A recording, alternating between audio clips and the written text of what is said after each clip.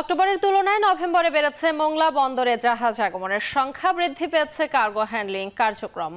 এ বিষয়ে আরো জানাতে এই মুহূর্তে যুক্ত হচ্ছেন সহকর্মী মাসুম বিল্লাহ।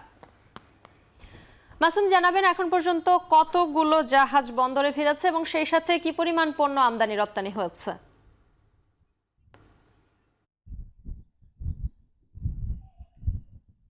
সম্পা, যদি আপনাকে একটু বলি, এই মাসের থেকে শুরু করি। ডিসেম্বর মাসের 7 তারিখ পর্যন্ত মোংলা বন্দরের সর্বমোট জাহাজ এসেছে 16টি। এই 16টি জাহাজে সর্বমোট পণ্য আমদানি রপ্তানি হয়েছে 3,07,246 মেট্রিক টন।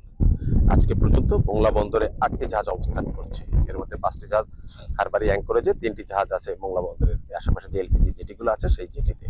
হারবারিতে যে জাহাজগুলি আছে সেগুলোতে আছে সার, কয়লা ও ক্লিংকারবাহী পণ্য, এবং সেগুলো থেকে কিন্তু পণ্য খালাসের কাজ যথাযথ নিয়মেই চলছে। এই পণ্যগুলো খালাস করে আসলে লাইটারে করে চলে যায় হলো আমদানিকারকদের স্থানে। যেহেতু এই জাহাজগুলো বন্দরের জেটিতে সরাসরি আসে না, এগুলো হারবারিতে নোঙ্গর করে এবং সেখান থেকে পণ্য খালাস করে লাইটার যোগে আমদানিকারকরা নিয়ে যায়। আমি যদি একটু আপনাকে নভেম্বর এবং অক্টোবর মাসের কথা বলি, অক্টোবর মাসের তুলনায় কিন্তু নভেম্বর মাসে বন্দরে জাহাজ আগমনের সংখ্যা বৃদ্ধি পেয়েছে।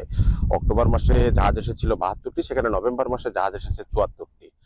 নভেম্বর মাসে যে 74টি জাহাজ এসেছে, সেই 74টি জাহাজে প্রায় 10,40,442 মেট্রিক টন পণ্য আমদানি রপ্তানি হয়েছে। এর মধ্যে 4টি কন্টেইনার বাহী জাহাজ ছিল, যে 4টি কন্টেইনার বাহী জাহাজে 1764 টিউস কন্টেইনার পণ্য আমদানি রপ্তানি হয়েছে, এবং এতে এই নভেম্বর মাসে এই বন্দরে দিয়ে গাড়ি আমদানি হয়েছে 641টি।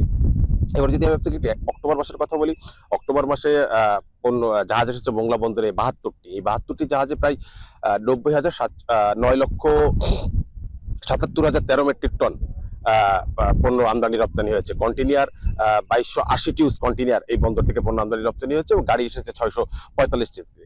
অক্টোবর মাসের তুলনায় নভেম্বর মাসের কার্গো হ্যান্ডেলিং এবং জাহাজের আগমন সংখ্যা সবকিছুই কিন্তু বৃদ্ধি পেয়েছে।